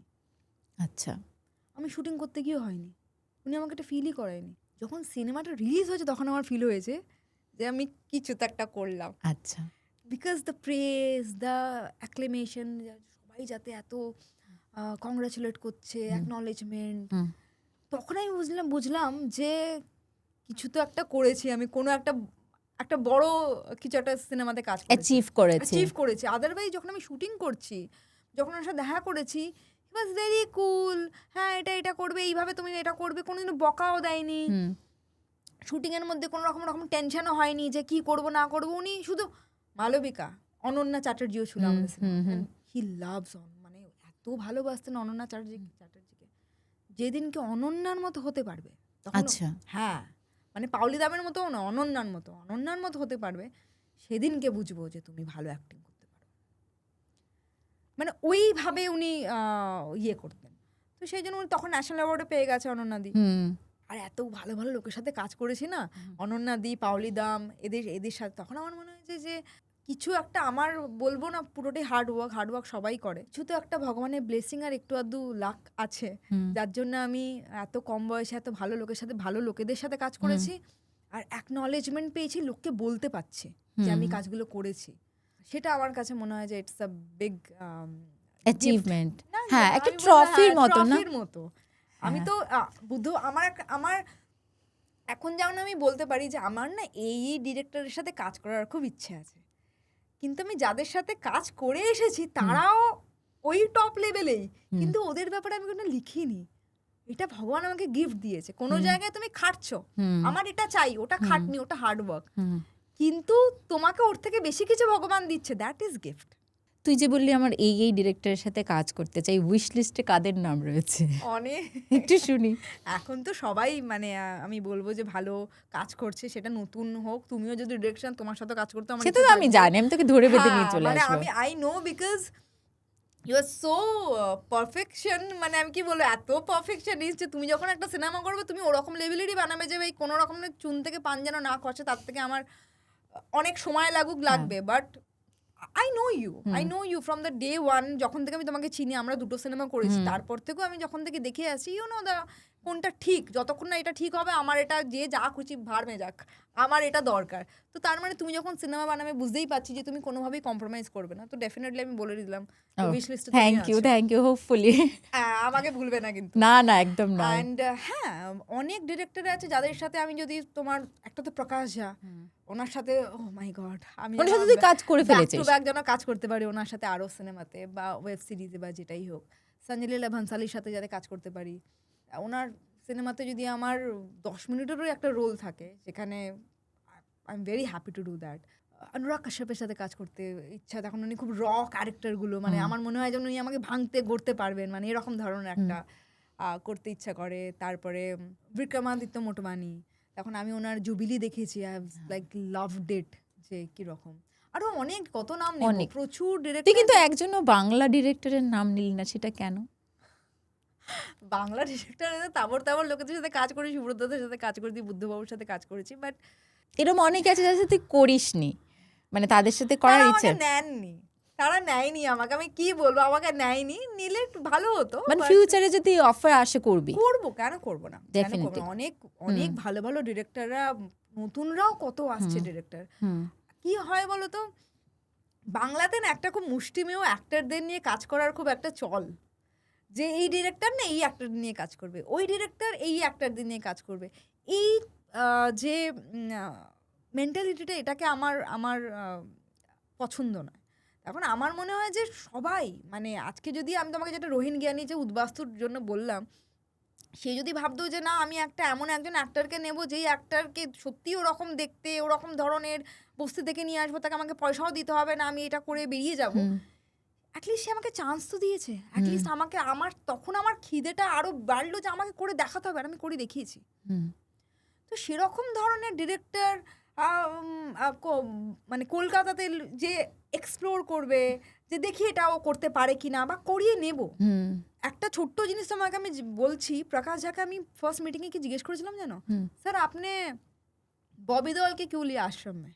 ওকে, কেন নিয়েছেন? তখন ববি, আপনি কি করে বুঝলেন যে ববি দেওয়াল এটা করতে পারবে? বলছে सबको लगा होगा ना बॉबी देओल नहीं कर सकता, लोग सोच ही नहीं सकते थे कि वो कर सकता है, इसलिए मैंने उसको लिया क्योंकि मुझे पता था मैं उससे करवाऊंगा। এটা ডিরেক্টরের কনফিডেন্স যেটা আছে আমার মনে হয় বম্বেতে, যেই জন্য বিভিন্ন নতুন নতুন অ্যাক্টর আসছে। কলকাতাতে কটা নতুন অ্যাক্টর আসছে, because director don't have any confident about their work. ওরা ভাবে আমি ভালো অ্যাক্টরকে নিয়ে করবো দোষ। ভালো অ্যাক্টর কখন? যখন অন্য কোনো ডিরেক্টর তাকে চান্স দিয়ে সে একটু আধটু কাজ দেখিয়েছে, ঠিক আছে, তার মানে এই অ্যাক্টরটা ভালো, আমি সেফ জোনে আছি। তোমার কি ক্রেডিট তাহলে? সুব্রতদা যখন আমাকে কাজ দিয়েছিল তখন আমার লোকে লিখছে যে আমার ফার্স্ট ছবি ওটা, নিউ কামার মালবিকা। তার আগে তো আমি অনেকগুলো সিনেমা করেছি, বাট সুব্রতদা আমাকে অ্যাজ আ নিউ কামারে নিয়েছিল, আমাকে বলেছিল তোকে এটা করতে হবে, তুই এইভাবে কর, এই সিনেমা দেখ। তোমাকে খাটতে হবে। একটা অ্যাক্টর তৈরি কিভাবে হয়? ডিরেক্টর তার জন্য তার ভিশনটা এই অ্যাক্টরের মধ্যে ঢুকিয়ে দেয়, তবে একটা অ্যাক্টর তৈরি হয়। If you are a good director, তুমি যে কোনো লোককেই তুমি অ্যাক্টিং করাতে পারবে। আমি দেখেছি বুদ্ধবাবুকে, গরুগুলো যাচ্ছে, গাধাগুলো যাচ্ছে, তারা কিভাবে যাবে, তাদেরকেও তো গাধা, তো সে তাদের 50 বার শট নিয়েছে। আমার এভাবেই শট চাই। যদি গাধাকে নিয়ে অ্যাক্টিং করাতে পারেন তাহলে সে যেন আমি যে কাউকে করাতে পারবো। This is the confident. এই কনফিডেন্সের জন্য ডিরেক্টর ওই নাম করে গেছে, যাদের নাম আমি বলছি এরা করতে পারবে। জুবিলি তো ভূমিকা গাব্বিকে কেন নেবে? বিক্রমান্ত মোটমানি বা ওই অ্যাক্টর যে ছিল, হি ইজ ফ্যাবুলাস, হি ওয়াজ, যে হিরো নন্দিশের কথা বলছি, নন্দিশ কেন নেবে ওকে? তারা তো আগে কিছু সেরকম রিমার্কেবল কাজ করেনি, but he has seen the spark যে না এই ক্যারেক্টারটা করতে পারবে, এই হিরোইন হতে পারবে। সেটা ব্রেক থ্রু হয়ে গেল ভূমিকার জন্য, because she is a very good actor. আজকে যদি তাকে কেউ চান্স না দিত, সে ছোট ছোট রোলই করতো, সে তো ছোট ছোট রোলই করেছে আগে। তাকে এত বড় জুবিলিতে অ্যাজ আ হিরোইন, যেভাবে যেখানে আদিতি রায় হায়দারি আছে সেখানে দিয়েছে, তার মানে এই রিস্কটা নেওয়ার জন্য তোমাকে ভিশন থাকতে হবে। সেই ভিশনটা আমার মনে হয় না বাংলাতে কারোর মধ্যে আছে, যেটা এখানে আছে। আছে। আচ্ছা, তুই তেলুগু ইন্ডাস্ট্রিতেও কাজ করেছিস, তুই বিজয় দেবরাকোন্ডার সাথে কাজ করেছিস, একটা মিউজিক ভিডিও খুব মিষ্টি দেখতে আমি দেখেছি, কিন্তু তারপরে তো একটা ইন্টারভিউ দিয়েছিলি যেটা নিয়ে একটা কন্ট্রোভার্সি হয়েছিল। সেই ঘটনাটা কি ছিল? আমি তারপরে ক্ষমাও চেয়েছি, ওটা ওই কন্ট্রোভার্সি। তারপরে আমি আবার একটা নিউজ বার করেছিলাম যে না, এটা আমার সাথে বিজয় যাতে রিলেশনটা খুব ভালো থাকে সেটার জন্য, যে এটা আমার ক্রিয়েট করা নয়, পিআরটা আমি করিনি, এটা জাস্ট আমার একটা গান রিলিজ হচ্ছিল সেই সময় আমাকে একজন ইন্টারভিউ নিয়েছিল যে এইরকম তোমার মতো যে বিজয় দেবরাকোন্ডার সাথে কাজ করে কেমন লেগেছে। তো আমি তখন ওর একটা সিনেমা আসছিল হিন্দিতে বিজয়ের, আই ফরগট দ্য নেম। তো তখন আমি বলছিলাম Vijay is very good, but he is doing a Hindi film, I am very happy to know that, but ও তো হিন্দি বলতে পারে না, ও তো বলেছিল হিন্দিটা হিব্রু। তার সাথে আরও প্লাস কথাগুলোও বলেছিলাম, হি ইজ ভেরি প্রফেশনাল, খুব পারফেকশনিস্ট, আর তারপরে রেসপেক্ট করে, খুব ভালো করে আমরা কাজটা করেছি, সেই কথাগুলো কেউ লেখেনি। ওই একটা কথা দিয়ে মানে আমি হঠাৎ করে দেখছি যে ব্যাক টু ব্যাক নিউজ আসছে, ওটা একটা কন্ট্রোভার্সি হয়ে গেল। আমি লাস্ট ইয়ারই তখন এই লাস্ট ইয়ারটা আমি পিআর করেছিলাম যে না, বিজয় শুড নো কি আমি এটা কিন্তু কোনোভাবে পিআর গেম করিনি, এটা একটা পিআর নর্মাল অর্গানিক্যালি হয়েছিল। আমি okay I am very sorry, এইটা একটা ঘটনা হয়েছে, কিন্তু এরকম ধরনের কোনো আমার তোমার প্রতি কোনো মানে আমার জন্য কোনো খারাপ কিছু রেখো না মনের মধ্যে, ব্যাস। ও তারপরে কোনো রিয়াকশন নিশ্চয়ই ওর টিমের তরফ থেকে বা ওর তরফ থেকে? আমার মনে হয় যে যখন ফার্স্ট ঘটনাটা হয়েছিল ও ভেবেছিল হয়তো আমি নিজের পাবলিসিটি নেওয়ার জন্য এটা, তখন ওর সিনেমাটা আসছিল, and his film became flop or maybe not doing well in box office. তারপরে তো আর হিন্দি সিনেমা করেইনি, হতে পারে তারপরে ওর পিআর ইন্টারেস্টেড হয়নি যে কি দরকার করার। এখন আমার ওকে ডাউন করাটার কোনো, আমার তো ভালোই হতো যে ওর যদি সিনেমাটা হিট হতো তাহলে আমার যে গানটা ওর সাথে করেছিলাম সেটা ইজ বিকেম মোর পপুলার, সেটা আমার জন্য প্লাসই হতো যদি ওর সিনেমাটা হিট হতো, বা সেটাই আমি চাইছিলাম যে ভালো হয়েছে একটা হিন্দি সিনেমা করছে, because I am the first heroine. ওর একটাই মিউজিক ভিডিও করেছিল তখন আমার সাথে। এই তেলুগু ইন্ডাস্ট্রির সাথে মানে দেখ, বাংলা ইন্ডাস্ট্রি, উড়িয়া ইন্ডাস্ট্রি, বলিউড, তেলুগু ইন্ডাস্ট্রি সবার একটা ডিফারেন্ট কাজ করার ধরন আছে। তো ওখানে মানে কীরকম এক্সপিরিয়েন্সটা কীরকম ছিল তোর? ওখানে এক্সপিরিয়েন্স খুব ভালো, ওখানে একদম প্রফেশনাল খুব, ওখানে রেসপেক্ট খুব ভালো দেয়, মানে খুব, মানে আমি একটা সিনেমাও করেছি ওখানে, রিলিজ হয়নি সিনেমাটা, তামিলে করেছি, খুব ভালো রেসপেক্ট দেয় ওরা। ওদের থেকে আমি একটা কথা শিখেছি, যেটা আমি অনেক সময় বাংলাতে বা হিন্দিতে কাজ করলেও আমি কোনো সময় কোনো টেকনিশিয়ানের সাথে বসি, তারা না আর্টিস্টকে বলে এই আমারা লক্ষ্মী হ্যাঁ। কেন? তার কারণ যত টেকনিশিয়ান কাজ করছে, লাইট ম্যান, মেকআপ ম্যান, জল বইছে যে, লাইট মানে ক্যামেরা মানে যতক্ষণ না ক্যামেরার সামনে কে আসছে, অ্যাক্টর, তুমি যতই ভালো কাজ করো, যদি তোমার অ্যাক্টরটা খুশি না হয়, সে ক্যারেক্টারটা ভালো করে প্লে না করতে পারে, তোমার কাজের অ্যাপ্রিসিয়েশন হবে না। এরকম কখনো হয় যে আরে ঐশ্বর্যটা খুব বাজে অ্যাক্টিং করেছে কিন্তু মেকআপটা খুব ভালো ছিল, ওভারঅল হয় কি সুন্দর দেখতে লাগছে যে আসলে কি অ্যাক্টিং করেছে। তো অ্যাক্টরকে অলওয়েজ প্লিজ রাখাটা দরকার, বিকজ সবার কাজ, সেটা একটা লাইট ম্যান থেকে, ক্যামেরাম্যান থেকে, মেকআপ ম্যান থেকে, সবার কাজ কিন্তু অ্যাক্টারের মধ্যে থেকেই দেখা যায়। একটা লাইটম্যান কত ভালো লাইট করেছে, সেটা অ্যাক্টারের মুখে কতটা পড়ছে, সেটা দিয়েই দর্শক দেখতে পায় যে ফিল্ম ইজ লুকিং গুড বা ফ্রেমটা খুব ভালো, এখন অ্যাক্টারটা খুশি। তো ওটা শিখেছি যে ওরা মানে যে অ্যাক্টারই লক্ষ্মী হ্যাঁ। আচ্ছা, ওইভাবে ওরা রেসপেক্টটাও দেয়, ভীষণ রেসপেক্ট করে। তো এই চারটে ইন্ডাস্ট্রির মধ্যে অবশ্যই তোর বলিউডের প্রতি এখন কাজ করছিস, একটা ডিফারেন্ট ভালোবাসা রয়েছে। বাংলায় তুই শুরু করেছিস, তাও যদি তোকে ধর কেউ চুজ করতে পারে, 1 2 3 বলা যায় না আমি জানি, না আমি বলবো না, সরি, এইটা তুমি আমাকে কন্ট্রোভার্সিতে ফেলবে না। আমি সব জায়গায় কাজ করতে চাই, এখন আমি বলছি I am open for Bengali film, I am open for Odia film, I am open for Tamil, Telugu, south Indian, any language film I am open. That film should be, মানে আমার ক্যারেক্টারটা ভালো হতে হবে, আমার কিছু করার মতো থাকতে হবে, আর ব্যাস, আর কিচ্ছু না। আমি সবার জন্য ওপেন, আমি অ্যাক্টর, আমি আর্টিস্ট, আমাকে যেই পাত্রে রাখবে আমি সেই পাত্রের আকার ধারণ করবো, জাস্ট লাইক আ ওয়াটার। এটা ভীষণ ইম্পর্টেন্ট আমার মনে কোনো একজন অ্যাক্টরের জন্য, যে যেই পাত্রে রাখলে তার আকারটা ধারণ, বিকজ অ্যাক্টররা তো অনেক ধরনের চরিত্র করে, তার মতন করে নিজেকে গড়ে তুলতে হয়। যেমন তুই বুদ্ধদেব দাশগুপ্তর সাথে কাজ করলি, তারপরে তুই আবার এসে বম্বেতে কণিকা কাপুরের সাথে একটা ভীষণ গ্ল্যামারাস মিউজিক ভিডিও করলি, গণেশ আচারিয়ার সাথে কাজ করলি। তোর ওই মিউজিক ভিডিওর জার্নিটা কিরকম ছিল, মানে কিভাবে এটা হঠাৎ করে ভাবলি? খাবারটা ওটাই বললাম না, যে বম্বেতে আসার কারণই মিউজিক ভিডিওর জন্য। বম্বেতে আমি হঠাৎ করে কোনো ডাক পেয়েছি তবে আমি এসেছি, তার আগে দিলবার করেছি জিয়ের জন্য, তারপরে কণিকা কাপুরের সাথে এই যে প্রিটি গার্ল টিসিটির জন্য করলাম, এইগুলো হচ্ছে আমি ডাক পেয়েছি। তখন আমাকে যখন এখানে টেকনিশিয়ানরা বললো বা আমার ডিরেক্টর বললো আরে ইধার আ যাও ওহাঁ পর যাকে কই, মানে ওখানে থেকে তুমি বম্বেতে কাজ করতে পারবে না, you have to be here, তখন অডিশন আছে, তোমার মিটিংস আছে, তুমি কতবার ফ্লাই করে আসবে। তখন আমার এখানে আসাটা হলো, আর তখন ব্যাক টু ব্যাক যেটা পাচ্ছি, মিউজিক ভিডিও পাচ্ছি, হ্যাঁ করব। তারপরে তারপর আজকে আমি বললাম না, ফিল্মফেয়ারের কভার, ফেমিনার কভার, এগুলো কোত্থেকে এসেছে? মিউজিক ভিডিও থেকেই এসেছে। মিউজিক ভিডিও যারা করেছে তাদের প্রমোশনেই এসেছে। আমি ফিল্মফেয়ারে আমি গানে প্রমোট করতে গেছি, কোত্থেকে এসেছে? আমার এইগুলো সব না, আমি কি বলবো, এই যে একটা জার্নি তৈরি হয়েছে, এই জার্নিটার জন্য সবার কাছে আমার gratitude. The producer who produce that, কি বলবো ওটাকে, দিলবার, সে তো আমাকে চেনে না, সে একটা গান প্রডিউস করতে চেয়েছে, জি থেকে আমার কোনোভাবে ফটো, ওটা একটা আলাদা ব্যাপার, ফটো দেখে, এই তখন অত ইনস্টাগ্রাম অতটা প্রচলিতও ছিল না, তো ওই কিভাবে আমাকে মেল করে আমাকে ডাকা, আমি লাদাখে শুটিং করতে গেলাম, আবার বাড়ি চলে গেলাম, মানে কলকাতায় চলে গেলাম। ওই গানটা আসার পর আমি দেখলাম যে পেপারে বেরিয়েছে ওরকম। এইভাবে আমার জার্নিটা হয়ে হয়ে হয়ে আজকে, বাট সবটাই যে খুব সুগার কোটেড রোজ পেটালসের ওপর দিয়ে আমি ব্যাক টু ব্যাক, না সেটা তো নয়। প্রচুর রিজেকশন আছে, প্রচুর তৈয়ারি আছে, মানে নিজেকে তৈরি করা আছে, অনেক একাকিত্ব আছে, লোনলিনেস আছে, অনেক কনফিডেন্স আছে, আর মনে হয় যে যেই কাজগুলো করেছে, যে সময়টা খারাপ ভালো যেটাই গেছে, সেটাই আজকে আমাকে এই জার্নিটাতে হেল্প করেছে, করছে। আমি বলতে পারছি আজকে আমি তোমার সাথে পডকাস্টে বসেছি, আমার কাছে কিছু আছে বলার জন্য, যে আমি এই কাজগুলো করেছি। আমি যদি কোনো কাজ না করতাম তাহলে আমার তো, আর আজকে আমি ওই সিনেমাটাও করেছি, আজকে আমি কণিকা কাপুরের সাথে গানও করেছি, যারা কমার্শিয়ালি দেখতে চায় হাউ আই ডান্স, আমি কিভাবে মুভ করি, তারা দেখতে পাবে সেটা। আর যখন আমি ধরো আবার কোনো সিনেমা করবো, হতে পারে হয়তো গণেশাচার্যই আমার কোরিওগ্রাফার হবে, আমি বল স্যার আপকে সাথ मैंने काम किया था याद है, डेफिनेटली ही नो।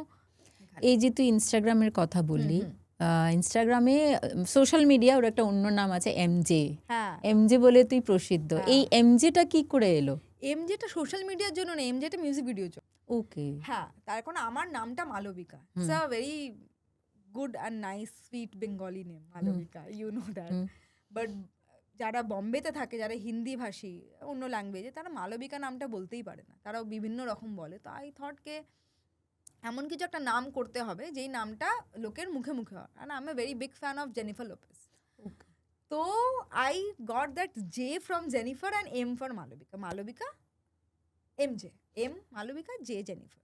আর জেনিফার কেন, জেনিফারই কেন, ম্যাডোনা নয় কেন, শাকিরা নয় কেন? আমার মনে হলো জেনিফার লোপেজের যে আমি লাইভ গ্রাফটা দেখেছি, বা যেভাবে উনি অ্যাজ আ ডিরেক্টর উনি এসেছেন, প্রডিউসার উনি এসেছেন, অ্যাজ আ এন্টারপ্রেনিউর উনি আছেন, as a mother, as a actor, as a performer, as a singer, as a dancer, সব কিছুতেই জেনিফার লোপেজ আছে। তাই I want to be like her, যে সব কিছুতেই আমি সব কিছুই করবো, কেন বাকি রাখবো? যদি আমার মধ্যে সেই টেন্ডেন্সিটি থাকে, যদি আমার মনে থাকে যে আমি, আমার কনফিডেন্স থাকে আমি করতে পারবো, তাহলে আমি ওর মতোই হব।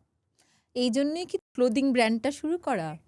ক্লোদিং ব্র্যান্ড শুরু করাটা এটা একটা গুড কজের জন্য। যখন করোনা এসেছিল তখন আমার মনে হয়েছিল যে বিভিন্ন লোক সবাইকে হেল্প করছে। দেখো আমরা সবাই মিডল ক্লাস ফ্যামিলি থেকে বিলং করি, কত মানুষকে হেল্প করবো? আমি আমার ড্রাইভারকে হেল্প করতে পারি, আমার সার্ভেন্টকে হেল্প করতে পারি, আমার যে ডোমেস্টিক হেল্প আছে তাকে হেল্প করতে পারি, সারা বছর ধরে তো হেল্প করতে পারবো না। তো আমার একটা মাথায় থিঙ্কিং আসে যে আমি এমন একটা কিছু করবো যেটা লোকে বাড়িতে বসে বসে কিছু একটা, মানে কারোর প্রতি, মানে আমাকে না এইটা দিয়েছে, আমি আপনার প্রতি কৃতজ্ঞ থাকতে হবে না, do your job, make the money, আর কারোর থেকে হাত পেতো না। সেই জন্য আমি এই স্কাই ক্রু বাই মালবিকা একটা ক্লোদিং ব্র্যান্ড আমি খুলি, যেটাতে লোকে বাড়িতে বসে বসে অনেক, যারা ট্রেলার আছে 2-3 জন 4 জন, অনেক বলবো না, 2-3 জন 4 জন ছিল যারা আমার খুব পরিচিত, তাদেরকে আমি কাজ দিতে পেরেছিলাম। আর অনলাইন বিজনেস, এটা যেহেতু কোথাও যেতেও হবে না, তারা নিজেরাই বাড়িতে বসে জামা কাপড় বানাবে। সেখানে আমি অনেক স্কুলের মেয়েদেরকে, অনেক মানে গ্রামের মধ্যে, বীরভূম হয়ে গেল, বোলপুর হয়ে গেল, ওই সব যারা হাতের কাজ করে, সুতোর কাজ করে, ওই ধরনের মেয়েদেরকে যারা স্কুলে পড়ে, তারা স্কুল থেকে বাড়িতে এসে কি করবে, ওই কাজগুলো করতাম। সো ওই ক্লোদিং ব্র্যান্ডটা যা কিছু হয় সব অনলাইনই হয়? অনলাইনেই হয়। আমি একটা ফ্যাশন শো করেছি 1 বছর আগে, ওটা বিকিনি ফ্যাশন শো ছিল। ওটা আমি সাস্টেনেবল যত জিনিস যেগুলো সবগুলো ফুরিয়ে যাচ্ছে, মানে জুট, তারপর আসন, যে আমরা জুটের আসন হতো, এই সবগুলো দিয়ে আমি বিকিনি তৈরি করেছিলাম, বেনারসি শাড়ি, গামছা। খুব সুপারহিট হয়েছিল, মানে খুব ভালো লেগেছিল সবাই। সুইমিং পুলের সামনে খুব ভালো একটা শো করেছিলাম। তো ওই যে তোর ক্লোদিং ব্র্যান্ডের জামা কাপড় বা এই যেটা তুই বিকিনি শোটা, এগুলো সব ডিজাইন তোর করা? প্রথম আমি পুরো ব্যাপারটা দেখতাম। এখন যেহেতু এখন আমার একজন, মানে যাকে আমি ভাই বলি, তাকে আমি অনেক সময় বলেছি, ওর নিজে সত্যি ডিজাইনারিও, ও টেলার নয়, ওরও অনেক টেলার আছে, তাদেরকে আমি বলি তুমি আমাকে পাঠাও। তখন ও থাকে ধরো কলকাতা, মানে একদম পুরুলিয়াতে থাকে, এবার পুরুলিয়ার ভাবনাটা আর আমার এখানকে যারা আমার কাস্টমার তাদের ভাবনাটা আলাদা হবে। তো আমি ওই কালার কম্বিনেশন কি হবে, কোনটা চলছে এখন ট্রেন্ডিং, সেইভাবে ওকে বুদ্ধি দিয়ে, হি ইজ ভেরি নাইস গায়। আমাকে খুব ভালো করে শাড়ি যেভাবে প্রিন্ট, যেই নতুন নতুন ধরনের শাড়ি প্রিন্টিং যেগুলো হয়তো এখানে খুব ট্রেন্ডিং, আমি ওকে বলি যে হ্যাঁ ওরকম একটা কিছু নিয়ে আসো। তো ওরা এখনো কাজ করছে, ওটা চলছে। আর আমি এখন যেটা মোস্টলি, ওটা ছাড়াও যেটা মানে আমার কোম্পানি যেটা করে সেটা হচ্ছে যে যত ক্যাফে আছে, অফিস আছে, তাদের টি শার্ট বানানো, ইউনিফর্ম, ওটা আমার বাল্কে কাজটা চলে। আচ্ছা, বা এই কাজটার মাধ্যমে তুই অনেক লোককে বেসিক্যালি হেল্প করছিস? হ্যাঁ, মানে ইনডিরেক্টলি সেটা আমি বলবো আমি কিছু হেল্প করছি, তারা নিজেদের কাজ করছে, তারা আমাকে হেল্প করছে যাতে আমি আমার কাজটাকে বাড়াতে পারি। আমার স্কাই ক্রুয়ের নামটা, আমার জাস্ট, আমি শুধু এটাই দেখি, দেখো আমি তো নিজে জামা বানাচ্ছি না, আমার জন্য কেউ বানাচ্ছে, বাট নামটা আমার স্কাই ক্রু বাই মালবিকা। তো মালবিকার নামটা যখন জড়িয়ে আছে, কোয়ালিটিতে যেন কোনো কম্প্রোমাইজ না হয়। তোর সোশ্যাল মিডিয়া একটা বিশাল ফ্যান ফলোয়িং রয়েছে যারা তোকে ভীষণ ফলো করে। আমি জাস্ট জানতে চাই যে এখন সোশ্যাল মিডিয়ার ভীষণ পাওয়ারফুল প্ল্যাটফর্ম, এটাকে অনেকে মনিটাইজও করে, ওটা দিয়ে অনেকের ঘর চলছে। তো আবার অনেক জায়গায় এটা নেগেটিভ একটা ইম্প্যাক্টও রয়েছে। তুই তোর লাইফে এটার ইম্প্যাক্টটা কী রকম? আমি বলবো অসংখ্য ধন্যবাদ যে সোশ্যাল মিডিয়ার ইনস্টাগ্রাম তৈরি করেছে, এইভাবে যে সোশ্যাল মিডিয়ার যে এত মনিটাইজেশন হচ্ছে, ব্র্যান্ডস, তাদেরকে আমার মন থেকে গ্র্যাটিটিউড। তার জন্য আমি একটা সিনেমা করতে পেরেছি, সিনেমার জন্য ওয়েট করতে পেরেছি। আদারওয়াইজ আমি হয়তো বিভিন্ন রকম এমন কাজ, সব কাজই ভালো, কিন্তু কোনো কোনো কাজের হয় না একটা লক্ষ্য থাকে মানুষের যে আমি এটাই করব। আজকে আমার কাছে সোশ্যাল মিডিয়া ছিল বলে, আর ডেফিনেটলি আমি তার জন্য অনেক খেটেছি, এটা নয় যে আমি বিভিন্ন রকম ভিডিও বানানো, কন্টেন্ট বানানো এইসব করে করে আমার ফ্যান ফলোয়ার্স হয়েছে, ফলোয়ার্সরা আমাকে দেখতে চায়। তো সেই জন্য যদি ওইগুলো না থাকতো, ব্র্যান্ড আমার কাছে আসতো না, ব্র্যান্ড না হলে আমার কাছে পয়সা আসতো না, আমি বম্বেতে সার্ভাইভ করতে পারতাম না। তো তাহলে আমার কাছে আমি বলবো সোশ্যাল মিডিয়া আছে বলে থ্যাংক ইউ সো মাচ, যারা আমাকে দেখছে, যারা আমাকে ফলো করে, আর যারা আমাকে ফলো করে না, আমাকে দেখছো, অনেকে অনেক সময় এরকম হয় ফলো করে না, দেখছো, তাদেরকেও অনেক অনেক ধন্যবাদ। বিকজ তোমরা নিজেরা জানো না হয়তো যে তোমাদের একটা লাইকে, তোমাদের ভিউজে আমাদের অনেক অনেক অনেক স্বপ্নগুলো হয়তো তোমরা নর্মালি এন্টারটেনের জন্য দেখছো, আমরা তার জন্য অনেক খাটি, তার জন্য অনেক মনে হয় যে ভাগ্য এইটা, প্লিজ এটা যেন লোকে দেখে, এইটা যেন ভিউজ হয়। বিকজ তোমরা দেখলে আমাদের কাছে ব্র্যান্ড আসবে, ব্র্যান্ড আসলে আমরা কি হবে, আমরা ভুলভাল দিকে না মাথা যাবে না, আমি কি করে পয়সা কামাতে হবে, আমি কি করে এটা একটা করে নেবো। আমাদের লক্ষ্যটা একটা থাকবে যে আমি এটা করতে এসেছি, আমি এটাই করবো। আমাদের মোটিভেশনটা বরকরার থাকবে। আর you people are our inspiration. আমার মনে হয় যে এইভাবেই দেখতে থাকো, ভালোবাসতে থাকো। আমরা সোশ্যাল মিডিয়া নিয়ে কথা বলছিলাম, তার আগে তুই একটা কথা প্রসঙ্গে বললি যে এই যে আমরা হ্যাপি হ্যাপি সব দেখতে পাই, অনেক কাজ করছি, তার পেছনে অনেক স্ট্রাগল থাকে, একাকিত্ব থাকে। তো তুই একাকিত্বটাকে ওভারকাম কি করে করিস? ওভারকাম করি না, this is a power. Now I think এটাই আমার স্ট্রেংথ। ওকে, আমি মাঝখানে শুনেছিলাম তুই বলেছিলি যে তুই বুদ্ধিজম প্র্যাকটিস করছিস। সো হঠাৎ করে এই স্পিরিচুয়ালিজমের ভাবনাটা বা বুদ্ধিজম প্র্যাকটিস করার ভাবনাটা, মানে তারপর আমি তোর মধ্যে অনেক চেঞ্জ দেখেছি পজিটিভলি, যে তুই অনেকটা কম্পোজ, শান্ত হয়ে গেছিস কথা বলার ধরনে, সেইগুলোতে। তো ওই জার্নিটা সম্পর্কে যদি একটু বলিস। আমার কাছে বুদ্ধিজম হোক বা যে কোনো কিছুই আমি প্র্যাকটিস করি না কেন, তার একটাই কারণ যে আমি একটা পাওয়ারের সাথে যুক্ত হতে চাই। সেটা কোন ধর্ম সেই পাওয়ারটা আমাকে দিচ্ছে সেটা ইম্পর্টেন্ট নয়। আর লোকের মধ্যে একটা ভুল ভাবনা আছে, স্পিরিচুয়ালিজম অ্যান্ড রিলিজিয়াস, যে আমি না খুব মন্দিরে যাই, আমি খুব স্পিরিচুয়াল, আমি খুব মন্দিরে যাই, আমি খুব ভগবানকে ডাকি। ভগবানকে ডাকা আর স্পিরিচুয়ালিটির মধ্যে কোনো সম্পর্ক নেই। স্পিরিচুয়ালিটার মানে হচ্ছে যে নিজেকে ভালোবাসা। তোমাকে এটা বুঝতে হবে যে ভগবান বাইরে নেই। ডেফিনেটলি আমি I am very religious person also. যে কোনো সেটা রিলিজিয়াস মানে আমি শুধু হিন্দু ধর্মকেই রিলিজিয়াসলি ভালোবাসি সেটা নয়, আমি বৌদ্ধ ধর্মকেও ভালোবাসি। আমার যেখান থেকে আমার পাওয়ার আমি ফিল করবো, আই লাইক, আমার মনে হয় যে না, এই জায়গাটা আমার জন্য। কিন্তু স্পিরিচুয়ালিটিটা আসলে কি বলো তো, সেটা হচ্ছে যে you have to love yourself, you have to be very happy with yourself. যখন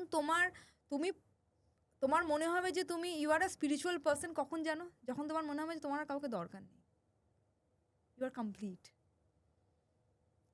যখন তোমার নিজে থেকে মনে হবে যে I am complete, I don't want anybody. আমাকে যখন আমার বন্ধুরা অনেক সময় বলে तुम तो स्पिरिचुअल हो गई हो, शादी वादी नहीं करोगी, माता जीवन जाओगी, ये बनोगी, ये बनोगी, এগুলো সব bullshit. They don't know what is spirituality. Spirituality হচ্ছে এমন একটা জিনিস যেখানে আমার এটা মনে হয় না যে আমি বিয়ে করবো না, আমার ভালোবাসা হবে না। আমি যাকে ভালোবাসবো সেই ভালোবাসাটার মধ্যে যদি একটা স্পিরিট থাকে না, spirit and ritual, it's became spiritual.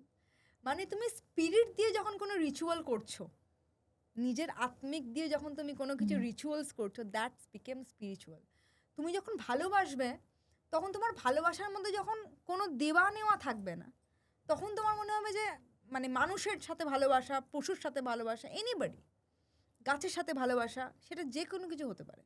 যখন তোমার তার থেকে এক্সপেক্ট করাটা তুমি মনে হবে যে আমার দরকার নেই ওর থেকে কিছু, আমি তাকে ভালোবাসি and I am happy, then you become a spiritual person. Mentally, physically তোমার মনে হবে, আর তোমার সেই আনন্দটা তোমার মুখ চোখ দিয়ে বেরোবে। তার জন্য আমি যখন বুদ্ধিজম প্র্যাকটিস করি, তখন ওখানে একটা জিনিস শেখায় যে নিজের জন্য কিছু চেয়েও না।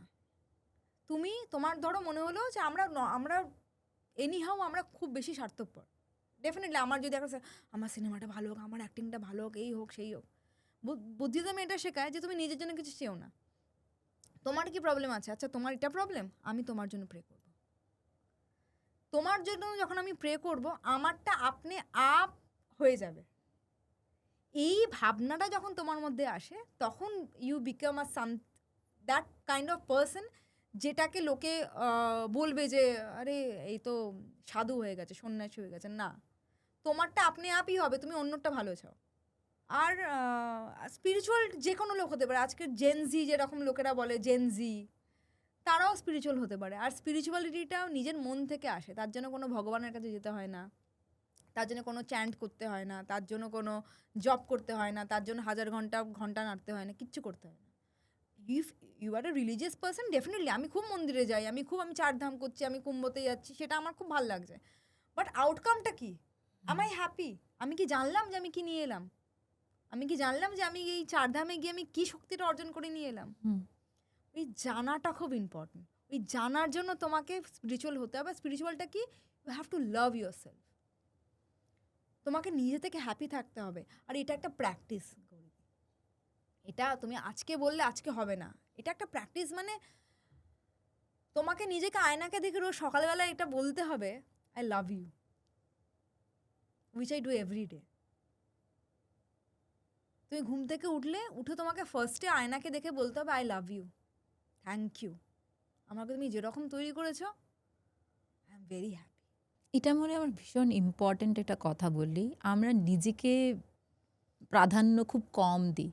আমরা আগে অনেকেই অন্যের কথা ভাবি, তারপরে নিজেকে আমি ভালোবাসি, নিজেই কথাটা আমরা আমি তো কখনো বলি না। মানে না, বলো না তুমি প্লিজ। এটা সত্যি আমি তোমাকে বলছি, আমি আজকে দর্শকদেরকেও বলছি, ইনফ্যাক্ট অনেক জায়গাতেই লোকে বলছে, বলার করার মধ্যে আই এম দ্য অনলি, মানে আমি বলবো আমি একটা প্রত্যক্ষ প্রমাণ যে নিজেকে ভালোবাসি বলার মধ্যে কোনো ভুল নেই, কোনো স্বার্থপরতা নেই। যতক্ষণ তুমি নিজেকে ভালো না বাসতে পারবে, তুমি আর একটা মানুষকে ভালোবাসা দিতে পারবে না। যতক্ষণ বলে না তোমার কাছে যেটা আছে তুমি তো সেটাই দেবে, তোমার কাছে যেটা নেই তুমি কি করে দেবে? আর এই মাইন্ডসেটটা তৈরি করার জন্য তোমাকে প্রথমে নিজে একটু কাম অ্যান্ড কম্পোজ হতে হবে, যে একটু অত বেশি জীবনে অনেক কিছু পেতে হবে, অনেক কিছু করতে হবে, অনেক কিছু আছে, সব কিছু কেউ পেতে পারে না। যেটা আছে সেটা নিয়ে প্রথমে হ্যাপি হও, সেকেন্ডটা আবার আসবে, তখন ওটা নিয়ে আবার হ্যাপি হবে, থার্ডটা আবার আসবে, তখন আবার ওটা নিয়ে হ্যাপি হবে। এখন আমি বুঝলাম যে তুই এত সবসময় ভেতর থেকে তুই খুব খুশি, সেটা ফিল করা যায় যখন তোকে সামনে থেকে দেখি। যারা এখন পর্দায় দেখছে তারাও হয়তো বুঝতে পারবে, কারণ তোর মধ্যে আমি তোকে অনেক বছর ধরে চিনি, একটা পজিটিভ চেঞ্জ দেখেছি, এবং সেটা বম্বে আসার পর আরও বেশি দেখেছি। সো তোর মধ্যে কখনো ডিপ্রেশন বা এইসব কিছু এখন হয় না? আর সেটা হয় এসেছে, ডিপ্রেশন এসেছে, আমার এসেছে তখন খারাপ কিছু, মানে I am a very strong person, but কেন আমি সেই সময় একটা খারাপ সিদ্ধান্ত নেওয়ার, খারাপ সিদ্ধান্ত মানে আমি এটা ক্যামেরাতে কি বলবো, আমি নিজের পার্সোনাল লাইফ ডিসকাস করি না, বাট আমার ওই সময় মনে হয়েছিল যে আমার বাঁচা উচিত না, তো বম্বেতেই। বাট সেই সময় সেই সময় আমার ভগবানের আশীর্বাদে আর সেরকম একটা ডিসিশন নিইনি, মানে ওটা ফ্রুটফুল হয়নি কোনোভাবে, কোনো কারণে। তারপর থেকে আমি আমার লাইফে অনেক আপস অ্যান্ড ডাউনস এসেছে। আসার পর আমি একটা জিনিস নিজেকে প্রমিস করেছি যে আমি কাঁদবো না, চোখ দিয়ে জল বের করবো না। তার কারণ তোমাকে এখানে দেখার কেউ নেই, তোমার চোখে জল মোছার কেউ নেই, কেউ তোমার জন্য মন থেকে দুঃখ পাবে না, দুঃখ পেলেও তোমার জন্য কেউ কিছু করতে পারবে না। তোমাকে সান্ত্বনা দিতে পারবে, কাঁদিস না, ঠিক হয়ে যাবে। বাট ঠিক হয়ে যাবে সেটা তোমাকে ফার্স্টে বুঝতে হবে যে ঠিক হয়ে যাবে। তোমার কাউকে দরকার কেন যে সে তোমাকে বললে তবে তুমি ঠিক হয়ে যাবে? তুমি নিজেকেই এমন একটা পার্সন তৈরি করো যেখানে you are the person who can control your emotions, maybe happiness, sadness, সব কিছু। ডিপ্রেশনে আমিও ছিলাম। ডিপ্রেশন মানে আমি ওরকম খাচ্ছি না, করছি না, সেটা নয়। সেটা আমি কোনোদিনই, আমি জানি এখানে আমি কাজ করতে এসেছি, আর এটা আমার আগে আমি এখানে কাজ করতে এসেছিলাম বম্বেতে। Right now my mindset is আমি এখানকারই, এটা আমার মাইন্ডসেট হয়েছে যে আগে আমার মাথাতে এটা ছিল this is my work place, Mumbai is my work place. এখন আমি মুম্বাইকে ভালোবাসি। আমার মনে হয় যে এটাই আমি পৃথিবীর যেখানেই কাজ করি না কেন এটাই আমার বাড়ি, এটাই আমার ঘর। আর Mumbai accepted me, I accepted Mumbai. তো যখন ডিপ্রেশনে থাকতাম তখন মনে হতো কেন এলাম, এখন মনে হলো ঠিক হয়েছে, ওই দিনগুলো কাটিয়ে এসেছি তো আর কত খারাপ হবে। তো এই ডিপ্রেশনটাকে নিজেই ওভারকাম করে। আই রিড আ লট, আমি মোটিভেশনাল অনেক বই পড়ি। আর মোটিভেশনাল বই পড়ে আমি অনেক বেশি মানে কি বলবো, লাইফে অনেক লাইফ চেঞ্জ হয়ে গেছে আমার। How I think, how I start my day, discipline, routine, এই জিনিসগুলো আমার পুরো সিস্টেমটাকে চেঞ্জ করে দিয়েছে। আমারও দর্শকদের সামনে ক্যামেরায় মানে বলতে বাধা নেই, আমি যেহেতু তোকে ব্যক্তিগতভাবে চিনি, আমিও প্রথমবার এটা জানলাম যে তোর মাথায় এইরকম কোনো একটা ভাবনা এসছিল। কিন্তু আমি বলবো, আমি আছি, আমাদের মতো আরও কয়েকজন আছে, কখনো নিজেকে একা ভাববি না। যখনই মনে হবে একটা ফোন করে নিবি, একটা মেসেজ করে নিবি। আই নো, আমি জানি যে কি বলতো, আমি এমন একটা কাইন্ড মেয়ে, তুমি জানো আমি একটু চাপা মেয়ে, আমি বলতে পারি না। আমি আমার নিজের কথা, আমি আনন্দটা হয়তো বলবো যে আমি এটা করেছি, এটা কিনেছি, সেটা কিনেছি, এটা করছি, ওটা করছি। আমার যত ভেতরের কষ্টগুলো না, আমার মনে হয় এটা আমার কষ্টগুলো, আমার আনন্দগুলো সবার। এই কষ্টগুলো আমি কাউকে বলতে চাই না। আমার মনে হয় যতক্ষণ না যেই জিনিসটাকে তুমি আগলে, মানে যেটাকে তুমি লুকিয়ে রাখবে, ওটা যতক্ষণ না তুমি কাউকে বলছো, ওটা নিয়ে ওটার বিস্তৃতি হবে না। মানে তুমি দুঃখটা বলছো, ওটা 10 জায়গায় করে করে ওটা বাড়ছে। আমি বাড়তেই দিতে চাই না। আজকে তোমার সাথে আমি দেখা করলাম, তো কিরে কেমন আছিস, হ্যাঁ দেখো না আমি ওটা করেছি, সেটা করেছি, ভালো কথা হয়েছে। আমি যদি একটা দুঃখের কথা তোমাকে বলতাম, কিরে তোর ওই হয়েছিল, কেমন হয়েছিল বল, আমার তো আবার দুঃখটা মনে পড়বে। হয়তো হতে পারে হয়তো আমি ওভারকাম করে গেছি, কিন্তু আবার সেই সময়গুলো মনে পড়বে। তো আমার মনে হয় যে দুঃখটাকে ওটাকে আমি ওভারকাম করে নেবো, আনন্দটাকে বলে দিই, তখন ওটা ছড়ালে ওটা আরও বেশি স্প্রেড হলে আরও বাড়বে। দুঃখটা বলার দরকার নেই, ওটা শুধুমাত্র আমার। সেটা তুই তোর ব্যক্তিগতর জন্য মনে করিস, বাট তোর কি মনে হয় না কারোর যদি এরকম, আমরা তো অনেকেই নিজের পরিবার থেকে দূরে থাকি, যদি এরকম কখনো ফিল হয় তার কি করা উচিত? আমার মনে হয় কথা বলা উচিত, কথা বলা উচিত। সবার সাথে নয়, অ্যাটলিস্ট একটা মানুষের সাথে কথা বলা উচিত, মায়ের সাথে বলা উচিত। বা অনেক সময় আমি মায়ের সাথে বলিনি কথা, তখন আমি কারোর সাথেই বলিনি। ইনফ্যাক্ট তখন আমার মাকে বললে মা বলবে চলে আয়। যখন চলে আসবো না, আমার যখন গোল আলাদা, যখন আমি ভেবেছি যুদ্ধক্ষেত্রে নামবো, গা দিয়ে তো রক্ত বেরোবেই, তাহলে আমি রক্তটাকে বের করবো আবার। সেটা আমার তখন মুকুটটা যখন আমি পরবো ভেবে নিয়েছি, সিংহাসনে যখন আমি পরবো বসবো ভেবে নিয়েছি, তাহলে আমি এর মাঝখানের জার্নিতে আমার গায়ে কাটছে, আমার রক্ত বেরোচ্ছে, আমি যুদ্ধতে এটা হচ্ছে, কেন বলবো?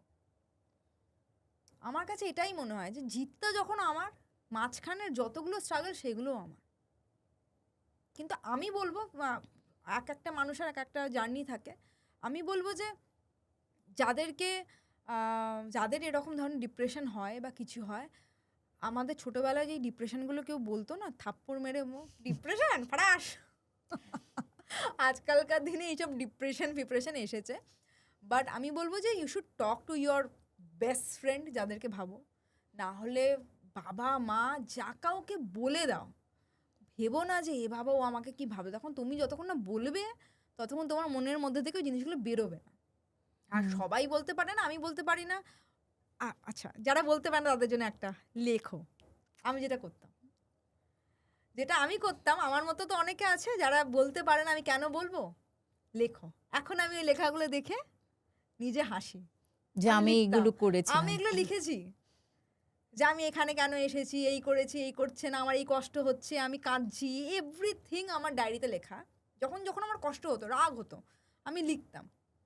ডেলি যদি ধরো ডেলি লিখতাম না, বাট যখন যখন আমার হতো আমি লিখতাম। এখন যখন আমি দেখি, আমার ও মাই গড, আমি এগুলো লিখেছি।